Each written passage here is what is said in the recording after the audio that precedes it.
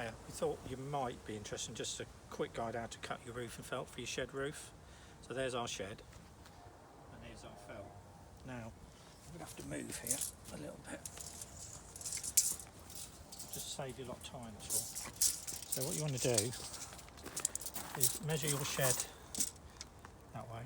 So this is 122 4 foot. And then on all sheds you've got this lovely bit of trim which goes on sort of there. And you want your felt to come behind this so it holds it down there. So I'm going to add another 5 centimetres on for each side, so another 10. So that was 122 there, an extra 5 to go underneath this trim on each, this end and that end there.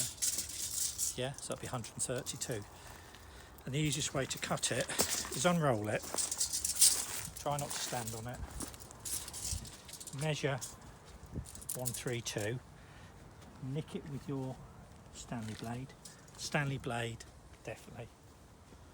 If you use scissors, because it's got bitumen oil on the back of this, it will ruin them. And then just make your other mark there, so you'd pull those two up so you know you've got it right. Yeah. There, and underneath just pop a piece of wood like you see we've done here, so we're not cutting it's easier, it's firmer, and then literally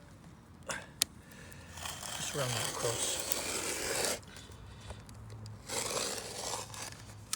and it should be done. So that's 132. Yeah, and that is the easiest way to cut and measure your felt. Hope this has helped you along a little bit. Thank you.